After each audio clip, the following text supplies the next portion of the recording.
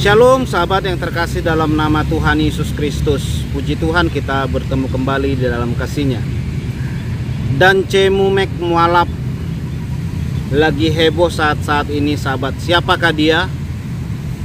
Benarkah dia pendeta besar? Benarkah dia pendeta yang paling dihormati orang Kristen, baik itu Protestan ataupun Katolik?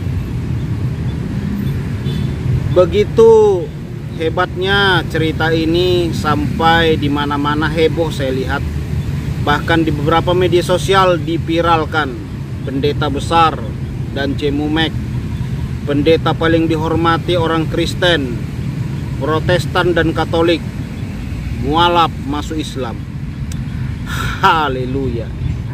Jujur sahabat, selama saya menjadi Kristen puluhan tahun, saya tidak mengenal siapa itu dan Cemumek. Kegerakannya di dalam kekristenan, baik dalam suaranya, tingkah lakunya, bahkan khotbah-khotbahnya, sama sekali tidak pernah saya ketahui. Bahkan apa yang dipiralkan oleh banyak orang, katanya dia sudah menulis buku yang begitu banyak. Satu pun bukunya belum pernah saya baca dan belum pernah saya temui sahabat. Entah siapalah dan Cemumek ini begitu viralnya dan begitu gemparnya di kalangan umat muslim, sehingga mereka menganggap dan Cemumek adalah kado terbesar bagi umat Islam. Karena minimnya pengetahuan saya, karena dia bukan pendeta siapa-siapa di kalangan orang Kristen dan tidak begitu terkenal.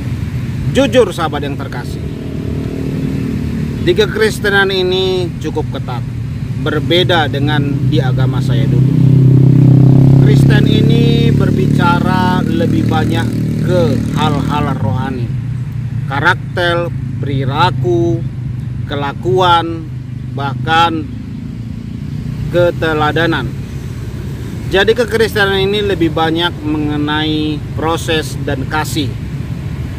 Ketika ada hamba-hamba Tuhan tidak sanggup melewati hal tersebut, biasanya banyak pendeta-pendeta yang gugur, bahkan beberapa di antara mereka berhenti dari pelayanan karena tidak sanggup melewati berbagai macam proses-proses yang terjadi di kalangan kekristenan. Sebagai seorang pendeta sangat dituntut menjadi seorang teladan sahabat. Jadi pendeta itu tidak dituntut mengenai hal-hal kedagingan ya. Contoh hal-hal daging mengenai pemotongan burung gitu ya, atau tentang hal-hal yang menajiskan secara daging, atau tentang hal makanan-makanan, atau tentang memegang hewan, atau tentang kentut gitu ya. Jadi hal-hal begitu di kalangan pendeta tidaklah merupakan hal-hal yang sangat penting sebagai seorang pendeta. Kependetaan itu sangat dituntut keras, bagaimana menjadi seorang teladan, bagaimana menjadi seorang contoh, bahkan bagaimana seorang yang memiliki kasih. Bahkan saudaraku, di kalangan pendeta khususnya di sinode saya sudah banyak juga yang berguguran, bahkan berhenti dari pelayanan, bahkan meninggalkan pelayanan oleh karena tidak sanggup meninggalkan kehidupan lamanya.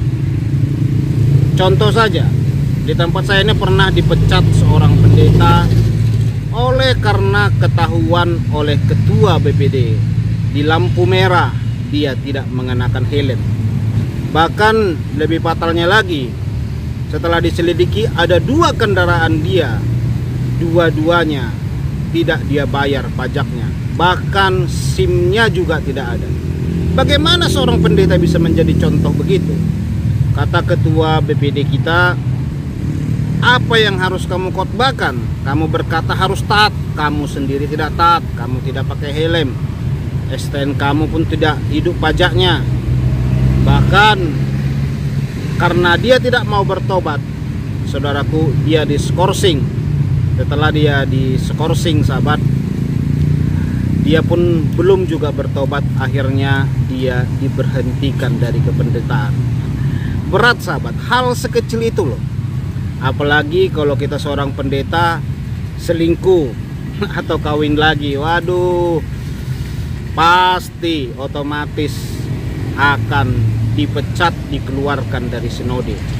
Salah satu artis rohani yang sangat terkenal dan banyak dikagumi khususnya oleh orang-orang Kristen, banyak karya-karya dan lagu-lagu rohaninya yang memberkati banyak gereja. Tetapi ketika dia melakukan kesalahan, yaitu bercerai, tahukah saudara, penyanyi rohani itu sudah banyak ditinggalkan, bahkan beberapa karya-karyanya kurang laku lagi sahabat. Jemaat-jemaat Kristen menuntut kembali ke istri pertama. Bahkan saya dengar kabarnya sahabat, seorang penyanyi rohani ini pernah diajak dan dibujuk untuk masuk Islam. Kalau di Islam katanya boleh 2 istri. Tetapi jawaban seorang penyanyi rohani ini, dia berkata, saya tidak mampu mengkhianati kebaikan Tuhan Yesus. Setelah saya mempelajari banyak agama, hanya Yesus Kristuslah satu-satunya Tuhan yang turun dari sorga ke bumi, melayani umatnya, mendengarkan suara umatnya, mengasihi bahkan menebus dosa umatnya. Kasih Tuhan itu terbukti melalui Yesus Kristus. Tidak ada Tuhan yang seperti itu. Sebuah keputusan yang dia katakan, sekalipun saya melakukan dosa secara kekristenan, tetapi saya tidak akan pindah agama. Jujur sahabat yang terkasih, kalau mau mencari pendeta-pendeta yang bermasalah, ada yang jual aset gereja, itu banyak yang diberhentikan. Mungkin banyak juga mereka tidak mau mualaf. Tetapi pendeta-pendeta begitu saudaraku, banyak pendeta bermasalah itu. Nah itu cari aja itu, banyak pendeta yang kena pecat, pendeta yang utangnya nggak dibayar, atau pendeta yang kena skorsing gitu ya. Bujuk-bujuk aja itu. Mualaf mana tahu mau, mana tahu loh ya mau. Nah, dan Cimumak ini saya nggak tahu apakah seperti yang saya katakan barusan, dia bermasalah, kena pecat, terus masuk Islam. Karena hal itu sahabat, pernah saya temukan kesaksian seorang pendeta di salah satu channel muslim. Saya mengenal pendeta tersebut. Pendeta tersebut bermasalah luar biasa, rakusnya terhadap duit luar biasa. Aset-aset alat musik gereja, bahkan kursi-kursi gereja dia jual. Dia ditegur oleh sinode saudaraku, dia tidak terima. Dia diskorsing pun dia tidak terima. Akhirnya lebih parahnya lagi, dia jual gereja tersebut, dan dia, saya dengar, sudah menjadi mualaf saudaraku.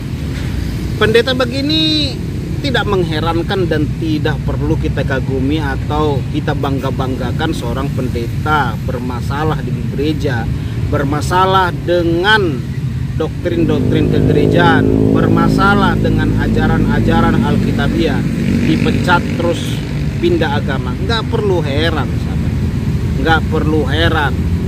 Justru pendeta-pendeta gini sesuai dengan apa yang dikatakan Alkitab, banyak yang dipanggil, sedikit yang dipilih. Tidak mengherankan, berarti firman Tuhan tergenapi. Kenapa kita heran? Kenapa kita harus takut? Hal begini terjadi saudaraku. Bahkan waktu kita sekolah Alkitab, ratusan orang yang masuk sekolah Alkitab, tetapi yang diwisuda hanya puluhan orang. Karena apa? Di asrama sekolah Alkitab itu sangat ketat sekali. Bayangkan jam 4 pagi kita sudah harus bangun, berdoa, memuji Tuhan, sampai jam 6 ataupun jam 7. Begitu lamanya saudaraku. Banyak orang nggak sanggup mengalami proses begitu. Bahkan beberapa waktu itu saudaraku mengundurkan diri dari sekolah Alkitab saya pada masa itu karena tidak sanggup mengalami proses. Yang pemarah tidak mau diproses supaya menjadi lemah lembut. Yang mata keranjang tidak mau diproses supaya menjaga matanya, menjaga telinganya dari hal-hal dunia. Akhirnya ya gagal sahabat. Hal begitu biasa. Tetapi saudaraku, orang-orang gagal begini janganlah dijadikan sebagai kebanggaan buat mereka. Seperti yang saya katakan tadi, seorang pendeta yang saya kenal bermasalah tersebut, Saya nggak tahu bagaimana nantinya Islam bisa merangkul dia, karena ini seorang pendeta sangat rakus sekali. Waktu di kekristenan saja rakusnya luar biasa tentang uang, sahabat. Luar biasa, luar biasa. Tetapi kita lihat nanti ke depannya, karena kesaksian dia saya lihat tidak terlalu booming sih. Tetapi saya tahu dia memang benaran seorang pendeta. Tetapi tujuan dia masuk Islam hanya karena duit. Karena apa, sahabat? Karena dia waktu Kristen sangat luar biasa sekali mata duitannya. Dia tidak mau menderita, tidak mau hidup susah sebagai seorang pendeta. Makanya sahabat, hal-hal begini tentu tidak mengherankan bagi kita. Orang yang mau diproses. Nah, saya belum pernah menemukan seorang hamba Tuhan atau pelayan Tuhan yang lagi sungguh-sungguh hidupnya penuh kasih, hidupnya penuh kebaikan, bisa jadi teladan, tiba-tiba pindah agama masuk Islam. Itu tidak pernah saya temukan. Orang yang penuh kasih, penuh pengurapan, penuh kebaikan dari Tuhan, lagi sungguh-sungguh nih baca Alkitab berdoa, tiba-tiba pindah agama.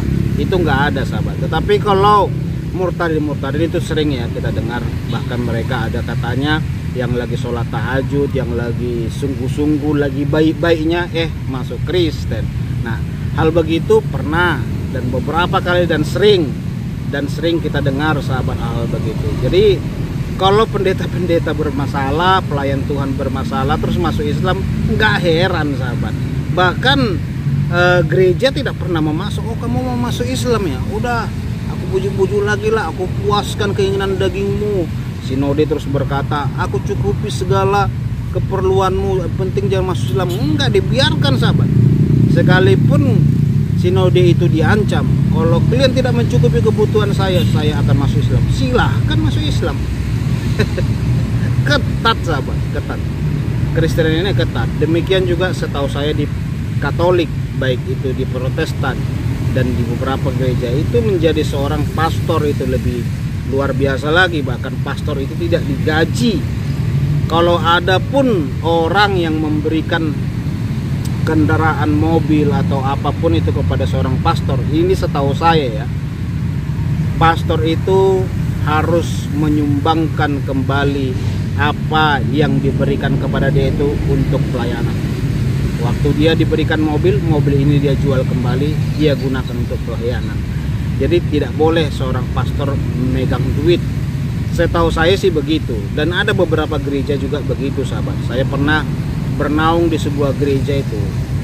Ketua sinodenya selalu memantau setiap pendeta-pendeta yang di bawah dia itu. Setiap bulan dia pantau rekening dari pendeta tersebut.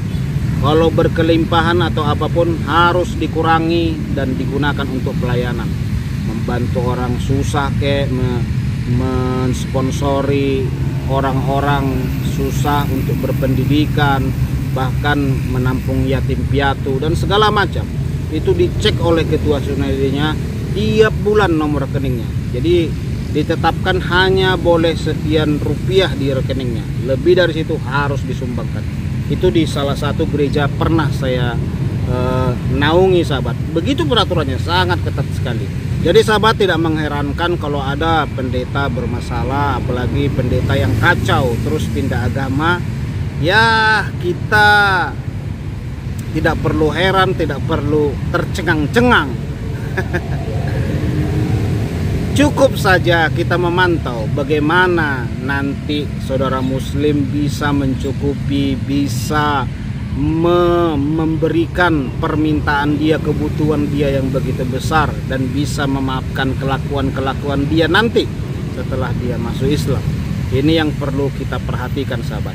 Karena kekristenan itu, sekali lagi saya katakan, ketika saudara memilih menjadi pelayan Tuhan, hamba Tuhan, saudara harus siap diproses, diubah. Karena kekristenan bukan berbicara tentang hal-hal daging, tetapi hal-hal rohani, lebih ke karakter, pribadi, kerohanian, kelakuan. Kalau saudara menjadi seorang pendeta, ikut demo-demo atau suka berkelahi, Sudah pasti sahabat itu pendeta bakal kena tegor, kena skor, bahkan bisa dipecat kalau pendeta berkelahi ya, atau pendeta yang suka memaki-maki tetangganya, ngomong kotor dan segala macam. Jadi lebih ke dalam, ke hal-hal rohani sahabat, bukan hal daging gitu ya. Atau pendeta dipecat karena megang hewan najis gitu ya, terus dipecat. Tidak seperti itu kekristenan sahabat. Atau pendeta karena makanan najis atau karena burungnya tidak dipotong terus kena pecat gitu. Itu tidak hal-hal begitu. Hal itu hal-hal daging sahabat. Atau karena pergi ke gereja saat ibadah di gereja terus dia kentut gitu, batallah ibadahnya di gereja itu. Tidak hal-hal seperti itu sahabat, tetapi hal-hal rohani, hal-hal kelakuan pribadi karakter. Oke sahabat yang terkasih, kita berdoa orang-orang yang mengenal Tuhan semakin setia, semakin sungguh-sungguh dalam Kristus. Tuhan Yesus memberkati. Itulah yang bisa saya sampaikan. Shalom.